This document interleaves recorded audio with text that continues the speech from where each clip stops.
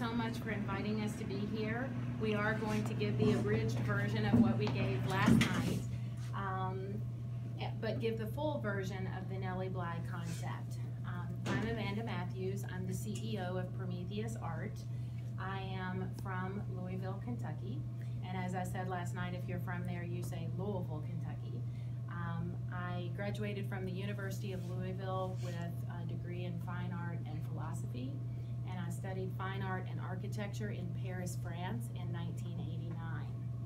After college, I worked for a Fortune 500 and Fortune Global 500 company in marketing, and I taught very boring items about charitable remainder trusts for the SEC and NASD.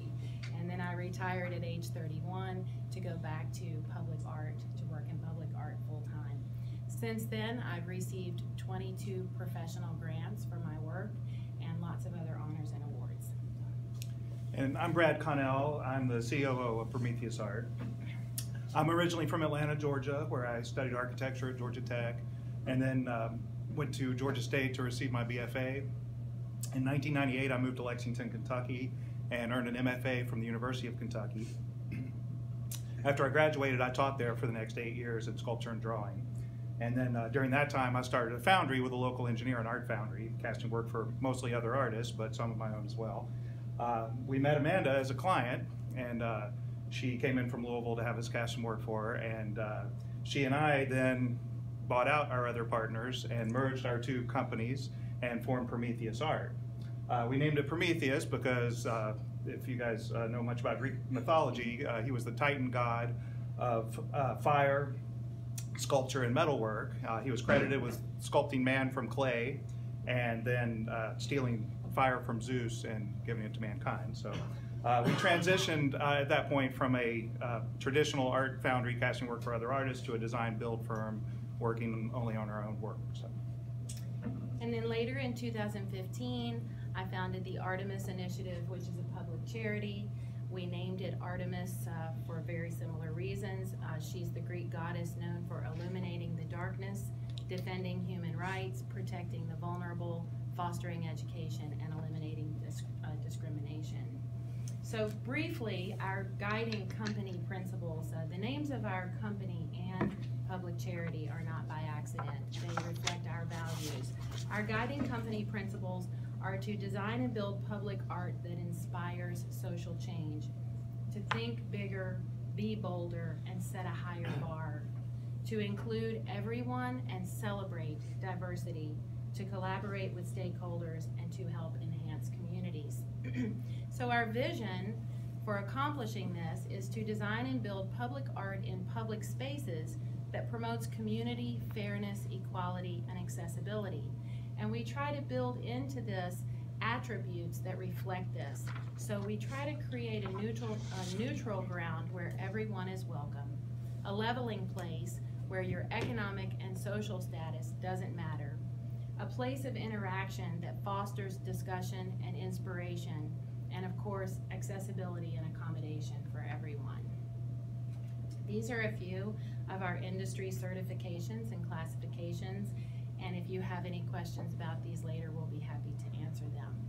So last night we went through some of our recent projects that follow our guiding principles and that led us to where we are now with the Nelly Bly Monument.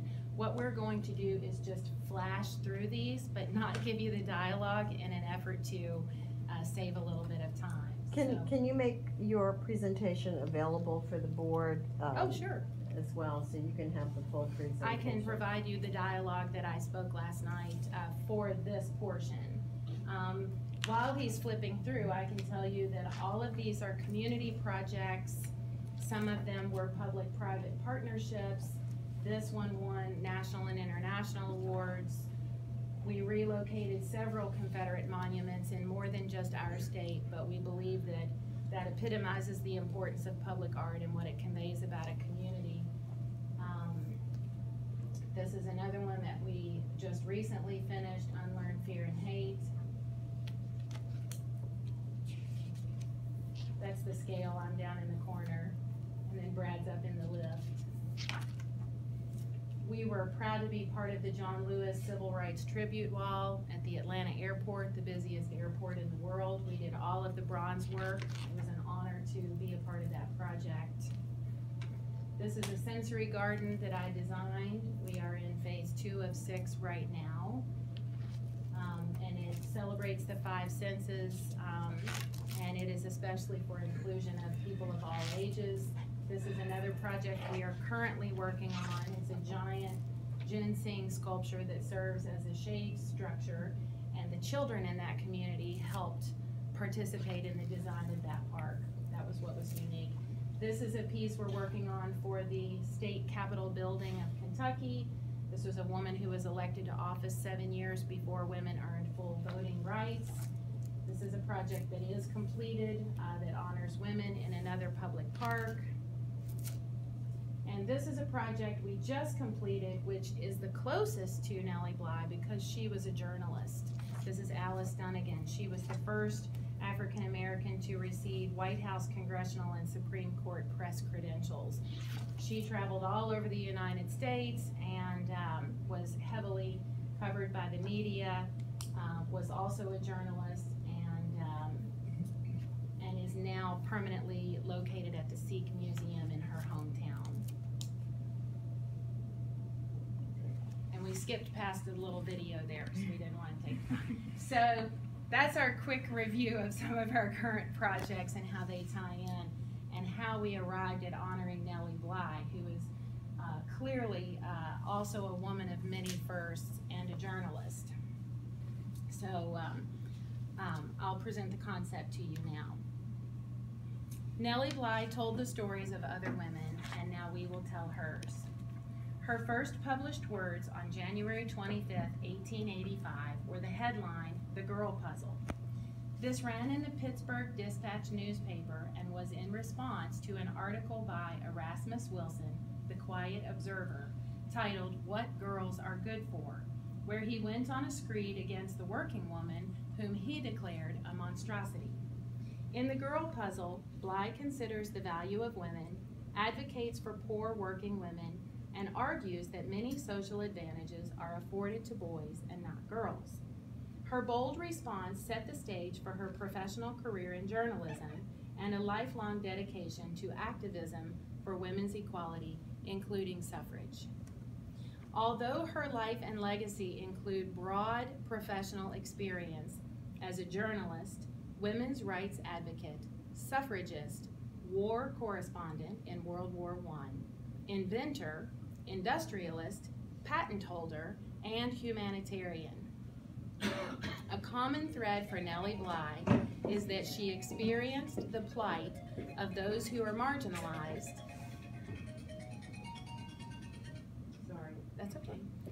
Experienced the plight of those who are marginalized and wrote stories that would move the needle toward equality and progress, especially for women.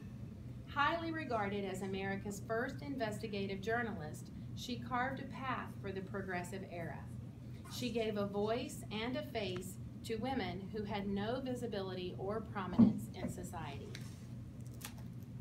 I determined then and there that I would try by every means to make my mission of benefit to my suffering sisters. My concept is to represent the girl puzzle in monumental scale as a sculptural installation that invites the viewer to experience many examples and nuances of Nelly Bly's talent, conviction, and compassion. As the viewer enters the 60-foot-long walkway into the space, they encounter 4 7-foot-tall female faces, each representing different ages and ethnicities, 2 on each side. A 5th giant face is Nelly Bly at the far end. Nelly's face is cast in silver bronze, and the other 4 faces are cast in bronze. Each of the faces, rendered in partial sections that appear like giant puzzle pieces, show a depth of emotion and complexity of being broken and repaired. Alone and together, they represent parts of the girl puzzle. The entrance of the walkway is 20 feet wide and narrows to 10 feet wide at the other end, with a short wall of 2 feet running the length of the installation on both sides. Rising up from the center of the walkway are 3 mirror-polished stainless steel spheres. These elements lead the viewer into the giant puzzle of female faces. Each mirrored sphere is a symbol of a significant period in Nelly Bly's life. The first, a 2-foot sphere in front of Nelly Bly. Oh, that's not me. That's my same ringtone, I apologize. The first, a 2-foot sphere in front of Nelly Bly, represents her early career when she was routinely assigned articles to write only about the women's sphere, from flower shows to ladies' lunches and from fashion to gardening. She ultimately declined and set her sights on New York City for new opportunities, but left the quiet observer a farewell note. Dear QO, I'm off for New York. Look out for me, Bly. The second, a 4-foot sphere in the center of the installation, represents Nelly practicing her own facial expressions in a mirror to feign insanity in order to be committed to the Blackwell Island Asylum for investigation of their practices. This was her first assignment with the New York World newspaper owned by Joseph Pulitzer. So I flew to the mirror and examined my face. I remembered all I had read of the doings of crazy people, how first of all they have staring eyes, and so I opened mine as wide as possible and stared unblinkingly at my own reflection. She later writes, that was the greatest night of my existence. For a few hours, I stood face to face with self. The third, a 6-foot sphere at the entrance, represents Nelly's trip around the globe in 72 days, beating Jules Verne's fictional character in the novel Around the World in 80 Days. When her manager at the New York World explained that this was an impossible trip for a woman, Nelly Bly responded, very well, start the man and I'll start the same day for some other newspaper and beat him. Each sphere reflects different angles of the 60-foot puzzle of faces, the viewer, and the surrounding landscape of Manhattan, Queens, Astoria, and other bordering islands. The spheres increase in size as they project outward from Nelly Bly, which represents an amplification of her voice over time. Along the side walls of the walkway will be several plaques that highlight Nelly Bly's writing and speak to her style and conviction. The plaques will also highlight words that are inscribed on the inside of the female faces.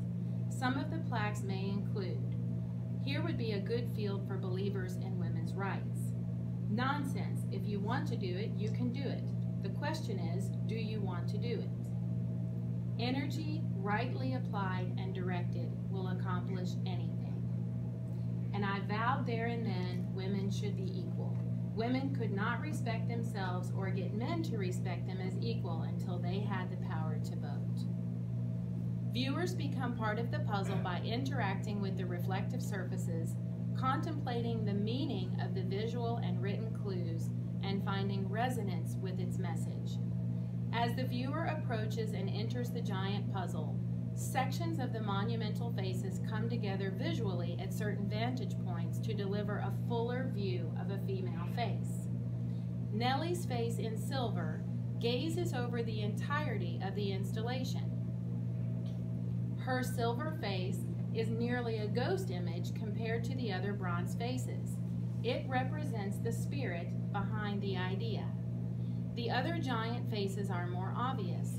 They exist because she gave them prominence. The backs of the giant bronze faces will show the marks, some of the marks of their creation. The brushed-in wax, some of the welding and bronze casting marks, vestiges of something handmade. Embedded in the back of each face, with American typewriter font, are words written by Nelly Bly, words that give the faces familiarity.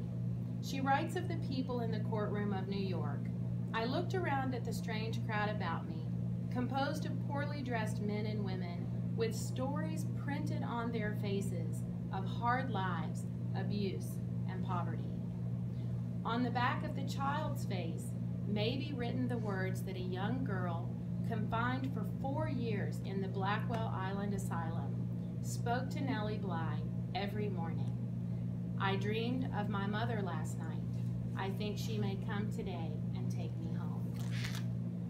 And on the back of the older female face may be written, while I live, I hope. Along the broken edges where the puzzle pieces of the faces fit together, there will be an indication of a beautiful golden seam. This honors the Japanese practice of kintsugi, or golden repair, where pottery is repaired with gold-dusted lacquer and the imperfections are celebrated as more beautiful and valuable than before.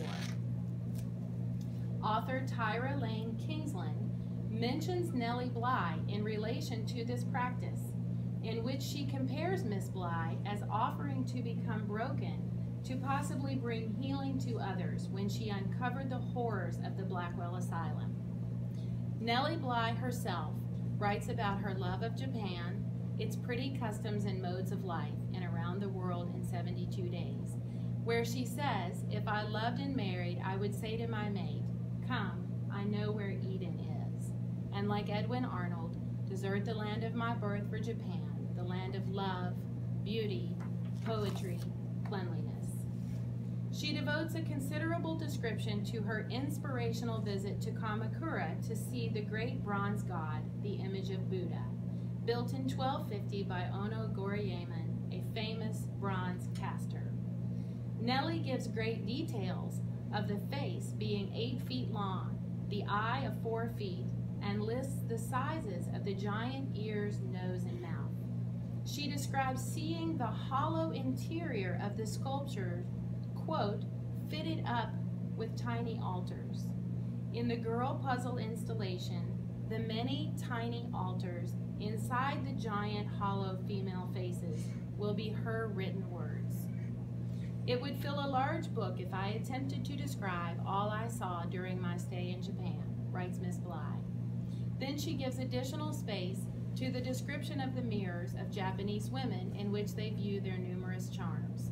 Their mirrors are round, highly polished steel plates, and they know nothing whatever of glass mirrors, another symbol referenced by the large mirrored globes.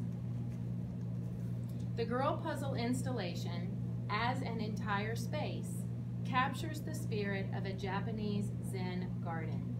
Its stylized landscape contains clean lines, short walls, and simple elements that rise up from the ground, all carefully placed to create an evocative work of art that draws the viewer into a state of contemplation.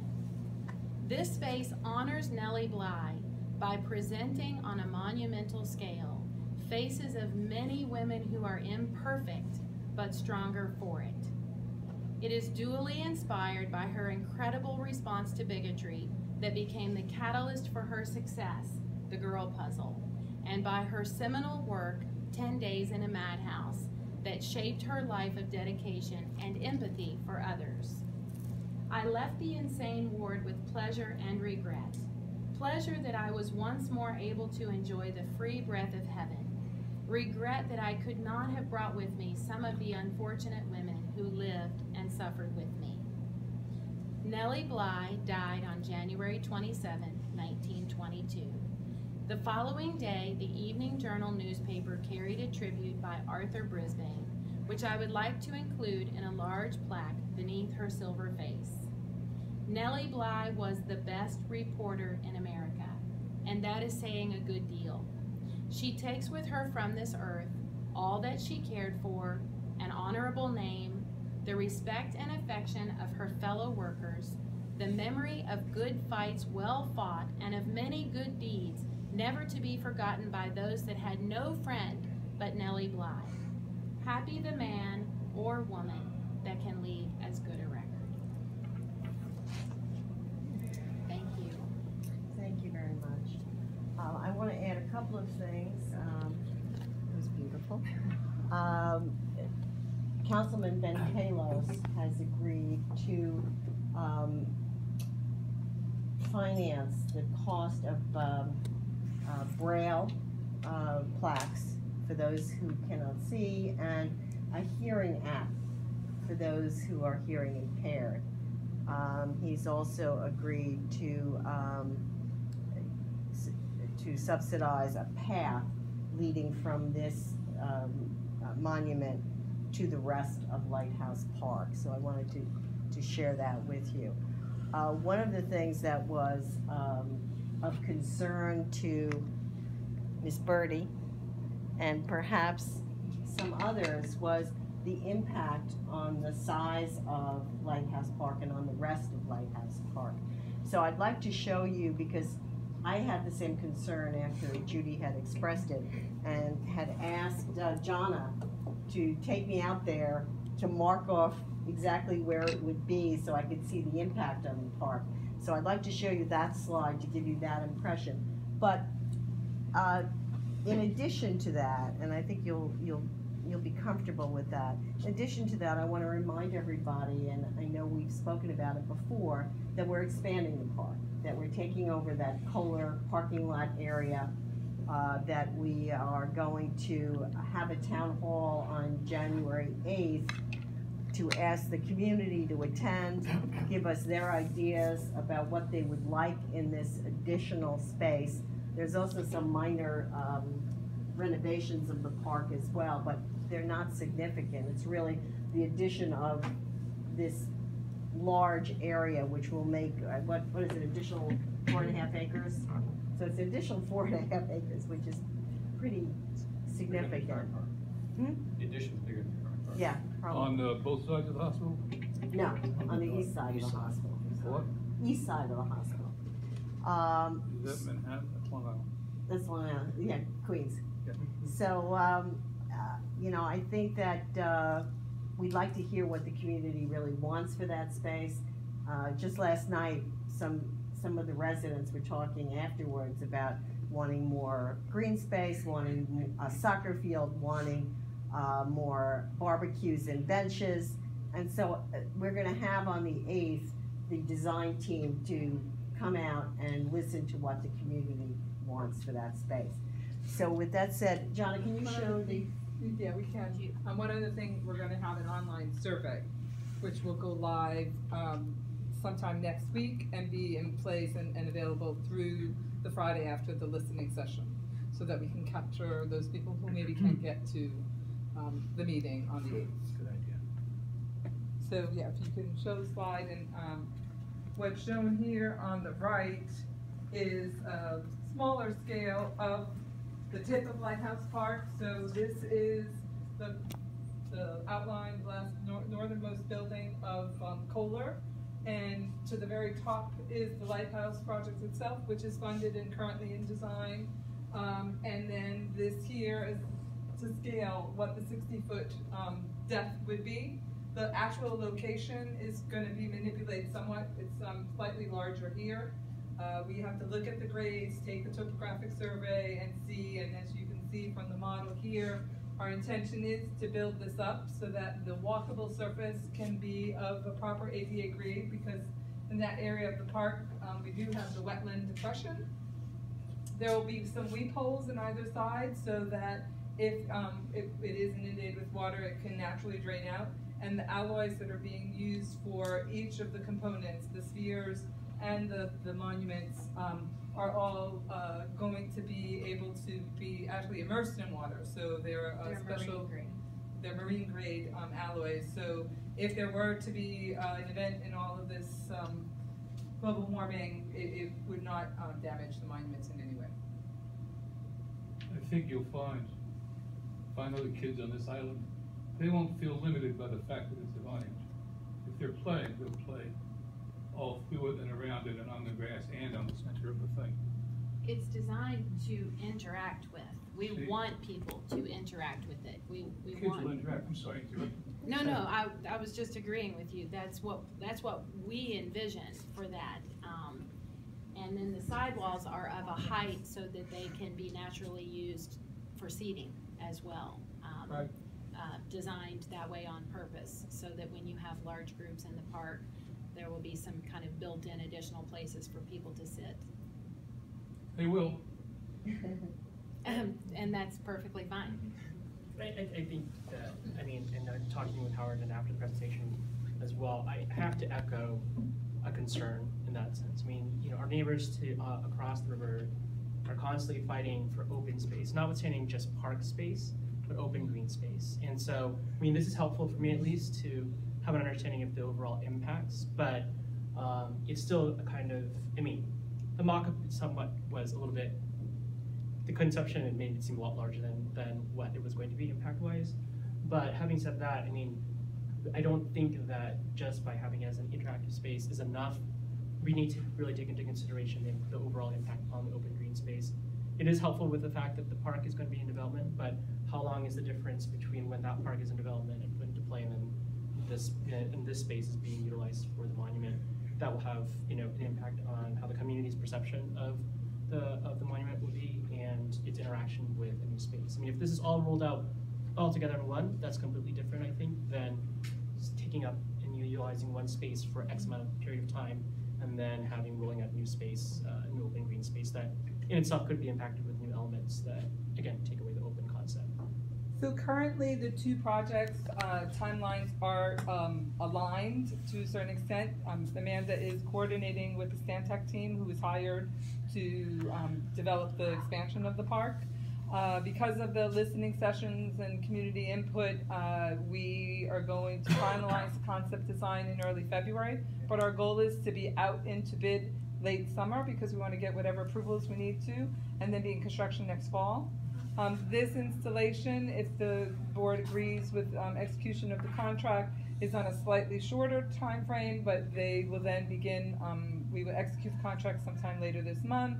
They need to do their final maquettes and do the foundry work and the castings and the wax. We haven't even designed all of the details of the site work, so we were hoping that construction around this area would start sometime in the summer after the Figment Festival, and that ideally late summer, early fall, this installation could happen in advance of the construction of Lighthouse Park, but the other would be right on the heels. And to that end, I mean, what are the impacts, or have you guys looked at the impacts of other festivals like the Figment Festival and its impact that this both the monument itself and the construction would have on that event and other events that, you know, could be held or would be held in the Lighthouse Park area? Yes, we have, and there's really no impact. Okay. We've spoken to Figment about it, and that's part of the reason why we, since they went out with their call for artists for the pavilion before we get your approval, hopefully, that's part of the reason why we said to Prometheus that we didn't want them to start until after the Figment Festival. But Figment is aware that there will be, just like there was, I don't know if you were at Figment, you know, they had the flying huge balloons last year. That's really where this is going to be. Right, I guess that my question is programmatically in the future beyond just the construction period, if this is impacting or discouraging, you know, Figment or any other type of festival to utilize the space because of the presence of the moon. You know, and actually, I don't think it should. I don't think it will. I think it's, you know, similar to the fact that Four Freedoms Park has a lot of, you know, kite flying festivals and dance festivals, but it also has a memorial in it as well. I don't see this as impacting on the use of the park at all. And another benefit of staging this and having the Nelly installation happen in advance of the expansion of the park, we do need to work from north to south. So having the northernmost work done in advance of the rest will make it available when the southern piece is under construction. So there are a lot of constraints that we're trying to deal with and accommodate, and these are flexible schedules somewhat, but we think that we've come up with a schedule that will minimize the disruption for the public use and benefit everyone. Well, when you're rebuilding a park, you get that. It's just going to be times when things are blocked off. Can I ask two questions? First, of you guys, what are the limits of Lighthouse Park? Is it the whole green area or just that northern area? The limits of Lighthouse Park is the entire green area, and the expansion would be south of that area. Yes. And is this to scale? So that face will be approximately 7 feet tall. The whole within that phase? Each, yes. Yes. And That so these actual are the phase will be enlarged Right. to 7 feet tall. So these are the artist proofs that I've sculpted for this, and so I think you have the older female face, and then we have the other faces here, and we encourage people to to look at them and study them, and that's why we wanted to bring them with us to share.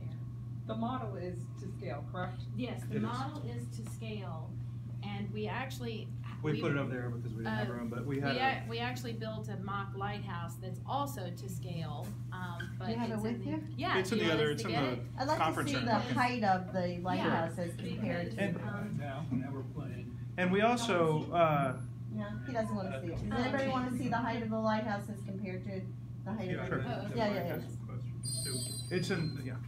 And we're also looking at, it's about 900 square feet of space, so it's about a 2-car garage, if that puts it in some sort of size perspective. And that might be a big. I mean, it's a big 2-car garage, but it's not, you know. What's a garage? I also think, I mean, It's called cars.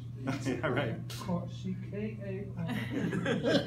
nice to, you know, aside from the fact that her most famous writing has to do with Roosevelt Island, I also feel that when we were examining and rating the different artists, one of the things I always brag about this island is the diversity of this island.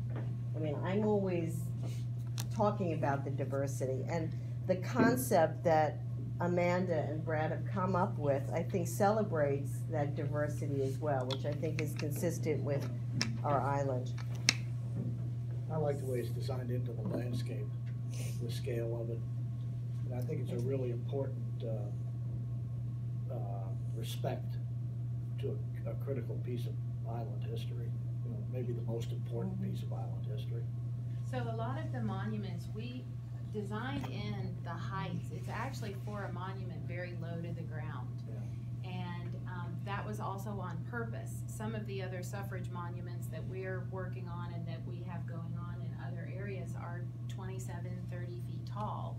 And we purposefully designed this monument so that the faces are just a tiny bit taller than a normal human being. And then Nelly Bly's face is a little taller than that. And so that they don't have a wide width. So at any given face, it's only about 4 feet wide. So if you literally step one step to the side, the only way, you know, the lighthouse is much, much taller than all of the faces, but also they wouldn't be blocked by the width of what you're seeing. And so those were things that we considered because we want to honor the lighthouse as well and the, you know, the area. One, it's very interesting because the perspective lines that you're drawing are going to center on Lighthouse Park. So as the level of the statues, focus the eye on the lighthouse behind her. So that shouldn't optically be too big an issue. It's actually synergistic. The timeline question has already been answered. From my standpoint, as their board members know, my wife is the artist. I'm an engineer, so I barely coordinate my clothes. Our oldest daughter is an engineer. Yeah, from my standpoint, the location of this, one is that the way that's drawn, the ground at the northern end of that is relatively unstable because of influxes of water. So when you build this emplacement for it, both this ramp and to support the statues, as we have weather changes, we have to figure out how we're going to manage those so they don't shift. And also the water issues at the northernmost end of that, because that's an influx area of water with that gray at the top north end, Right. that green space. So it's not one is storms. It's not if we're going to have the storm. It's when. Right. And then the usual water resulting from both regular rain and snow in that area, that ground's unstable. So to figure out as you're building this, how that's going to be stable is to hold up the bronze statues. So we've already spoken with our engineer that we use on most of our projects, and he generally requires, especially in a coastal area, to be able to hold up in a northern environment, an inch of ice and 150-mile-an-hour wind blow. So, and that transfers down to the footing to make sure that the footing can't shift, and we will have the geotech reports soon, I think, in the We're next working with Stantec month or two on that. And so he will dictate It's, the. They've you see agreed it's to jutted board. out, so it's heavily exposed to wind Of and course. storm, Yes, so yes, you wouldn't we- want these to. Right. We walked fall. all of the sites, I think there were 4 sites that were offered, and we came up several times and walked the sites, and, we do understand, we don't have the engineering completed yet, although we're clearly happy to share that. Do we know when the, kind of core report will be available? Excuse Do me? we have any idea when we're going to kind of core report, or what was? No, not yet. Well, we need the board to Yeah. approve this Yeah. before we go That's forward. fine. And everything that you see tonight was prepared by Prometheus as part of their presentation to us to get the commission. Okay, So, well, on the timeline, we can figure that out. Another question is illumination.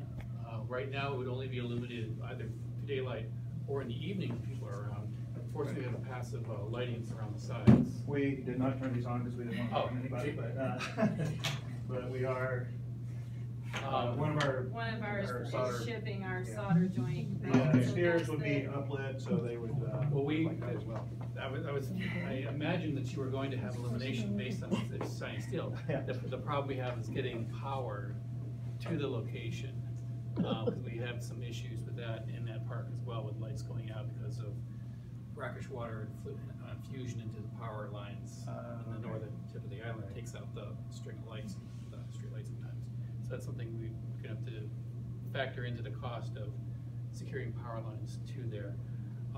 That's, Routes really already handled. The next other question is looking at this.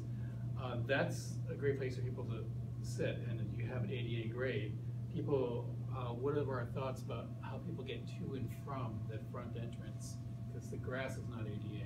Right. It's grandfathered right now because it's all grass, but if Someone's you bought build it. something. well, yes, so Yeah. one of the things that we will solve with the Stantec project, and Amanda is working on how they're gonna hire the landscape architect, will address the grade. And so as part of our overall lighthouse project, we will make sure that the grades getting up to the path that connects here is, meets that grade. Yeah, And the going money that we across got the from grass council there member, at the southern end. there will be a Path path of between the something. north and south that council member That's Kalos what funded. Kalo said he would fund. And that will all be designed together. Okay, so that. So that it will be pathway ADA also- compliant. It keeps it open space, but it's not gonna be green, it's gonna be a pathway of some kind that's hard for, I would imagine a lot of the folks at Kohler are gonna be rolling their way into there and enjoying the space. Well, and the existing, east-west pathway that's there is not ADA compliant, it's too narrow. Yeah. So, I think Stantec said that would be removed, and so that actually opens up even more green space there up to where the monument starts, I think, I don't Yeah, want we to. have it, which is early Yeah, conversation. Yes, that's yes, part of yes, our, yeah. I think they go through some of that with Kohler as far as, those pathways, and what work we do there on those paths. Yes. And the Kohler folks. Yeah, we had an internal stakeholder meeting, we had one meeting already with Kohler folks and plan on we know they're an important stakeholder as well as the community. Well, one is for their enjoyment, but also because the folks that are using that sidewalk currently are generally in wheelchairs or other assistants. So if we disrupt that sidewalk for them to, while we're reconstructing, even if it's gonna be Yeah. awesome when we're done, they can't get back and forth from the east side to the west side very easily. Yeah, while no, we we're gonna work on that. coordinate all that with the Kohler staff so that we minimize their operation disruptions as well. Okay, very good. I think that was the main engineering question that I had. Howard. Yes. Judy has a comment. I have a question. Tom Fenneman is working on rebuilding the lighthouse, including making the lighthouse original top. The lighthouse originally had a pointed top, not the top that's there now, which would make the lighthouse a foot or so taller. But that also, do we have a timeline for that? So we are in the design phase, conceptual design phase. We had a preliminary meeting with Landmarks Preservation Committee, who saw everything favorably and have requested that we go to Community Board 8 on the 16th, so you'll see some notifications going up. We've also reached out to the State Historic Preservation Office, who also has jurisdiction, because this is on the state registry of historic places, but very positive feedback. Our goal is that construction work would be dovetailed into either a single contract with the expansion of the park, or ongoing concurrently. Our goal is to have it as a single contract, but since that project has Historic Preservation Office and landmarks approvals, I don't know that we can make that happen, but that would be our goal. Howard, I have one more question, and then I'm gonna move it. Show of hands, how many people have actually read Nelly Bly's 10 Days in a Madhouse? Not enough. I have free copies available at the visitor center. Really? I bought mine. I'll be nice, I'll give you one. I It's bought it free already. online if you just pull up the website. She's brilliant, is my point. And she's simple, and she's a two-fisted puncher. And she just is. And she's not, very little rhodomontade in her work. She just says it like it is, very clear and beyond any possible counter-argument. And I think that this monument expresses that clarity and two-fisted punching, and it can't be argued with, and it is monumental, which is kind of a silly thing to say, it's a monument. But it's a very powerful and effective piece. I think it's going to surprise a lot of people when they see it. And I would, if it's time to move it forward, Howard, then I would move it. Second. Can I ask a question? Well, we're gonna bring it to the full board. We don't have a. Actually, we do have a quorum of the board. We have a quorum, but we're not. But we may have a sense of the committee that we Okay. would recommend this Right. at our upcoming meeting. I sense it. And I'll seek that just before we close this item. One more question? Yeah, how much is it? How much is it gonna cost? And We don't worry about that. The grant is $500,000, up to $500,000 Plus the $70,000. Who's the grant from? from RIOC. Oh, so RIOC is paying the whole? RIOC is paying $500,000 for it, and Kalos is giving us $70,000 for those hearing app, the braille plaques, and the pathway. And that's the total cost? That is our total cost. Can we go after the newspaper guild or somebody to underwrite part of it? Well, perhaps they will be seeking other funds, but we haven't seen your budget, and we don't know your other source of funds, but that is what we are going to come to the board with, and that is what our contract is going to be. Can I ask one more question? So, with the context of the siting again, what other sites were offered, and the reasons why they conceptually did not work, or they did or possibly could have worked, and why ultimately this site was the one that you all selected? There was a site over behind the Octagon, and that site has some grills and it's a park-like setting, but it's very much enclosed. It's a round kind of setting, and the concept and the idea for this particular monument, in my mind, wasn't round. So, this has kind of an axial nature, and I didn't feel like it fit that space very well. I also wanted to tie the two ends of the island together somewhat, because the south end of the island has the beautiful Four Freedoms Park, and I thought that it was very powerful the way that it leads you to the tip of the island on the south side. And even though this leads you to Nelly Bly, she's so much shorter than the lighthouse, it really points right at the lighthouse. So I felt like it tied both ends of the island and also gave an emphasis of the lighthouse in Lighthouse Park. And the design that, this sounds silly, the design that kept popping up in my mind, it just didn't fit the other spaces. And I really did feel like it fit this space, and it emphasized what Lighthouse Park is all about. I don't remember So what the other third spaces space were. was the third space was actually part of the Kohler lot. Yes. So that if Where the new park will be going. correct, And and I so that think- would have So helped this to mustn't guide. be tucked away. This needs to No, it should be This public. needs to be the end of a journey Right. that starts at the Roosevelt thing and move people to the island, this island of art. There's going to be other pieces in the future that are going to be sited here and there on the island. And eventually to this is the climax of walking toward Roosevelt Island, and it needs to be there. And it's interesting that you say journey, because that is another thing that she's known for. And what we wanted to do in honoring her was ask people to make that journey onto the island from the south side to the north to Lighthouse Park, to experience and become part of the girl puzzle, which is the reason for the reflective surfaces, so you see the reflection of the faces and your own. So people feel like they are a part of, and they are able to enjoy becoming a part of the monument instead of just looking at it. I think we're good cemetery. I'm very excited by the design. I think the placement is excellent. I think that the public will have very, very enjoyable interactions with the design elements, even the kids. And I have a great deal of faith that it will be properly constructed, that resources will be marshaled to make sure that it remains ADA compliant, that access is assured, that we make sure that the resources are hardened against the storms that will be coming. And I think this will be a very valuable addition to the city. Unless anyone has any other points. Just, I'll just, yes. the biggest complainers are gonna be the geese and seagulls. They'll probably Seagulls fly may into like the But the biggest sphere. seagulls may like it. They'll love it, they'll love Biggest it. complainants would be. Those are considered aleatory elements, aren't We they? want to I'm turn sorry. the lights off. Aleatory Right. elements?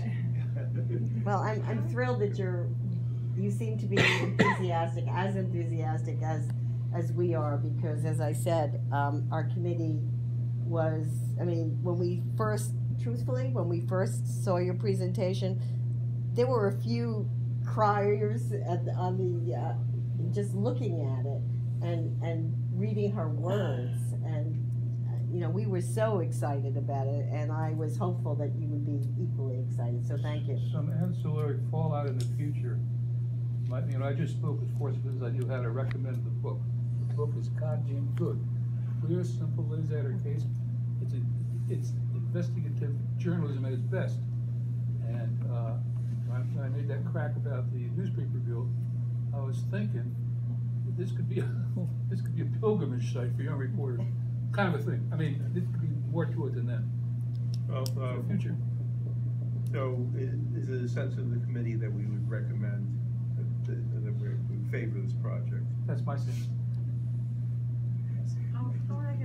Well, we don't I don't know about Mr. Escobar. Well, He says it is. I mean, we'll some of us be walking the site, Right. and we'll be considering it Right. in more detail, and how it might impact other possible uses. Right. But as I recall, it's fairly narrow. From a conceptual viewpoint. I can't hear you. Yes. I've been here a long time. We already had that discussion. From the Afterwards, we'll late go through it. spring through the fall, when this area is mainly in use, that particular area, it's so narrow, it's not used for ball playing, usually for frisbee throwing, it's too narrow. And kids who are playing tend to be farther up on the grass during like the major holiday, 4th of July weekends, and that type of stuff. There's barbecuing going along either side, and office parties going on in that main green area and on that section of grass. The area that's farther down by where the monument is, and the marshy area, is often not very usable because the ground is right now isn't level, and it does get really, really wet. That's why I'm concerned about the ground being unstable. How we're gonna put these things correctly so over time they won't, have problems. And I think that's something we just have to monitor, because in a sense that if that becomes an issue and the project continues to creep further into the larger reasons, I think that's right. Overall conservation. The only intrusion into spaces that are normally used by people having, other than picnics, which happen a lot in that area in summer, is the pathways. But folks might actually enjoy it. We'd have to worry about trash issues and things like that. Because that's what people tend to do down there a lot in the good weather is barbecue. They have various office and holiday office parties, birthday parties, things like that happen in that particular park space. It's not conducive for ball playing. Well, there are another number of large, different ethnic groups that use that outdoor Yes. space for various, reasons, and so that's, again, sensitive factor. We've been painting the shed here for almost an hour. We've got a lot more to do. Okay, so, great. We're going to move to our second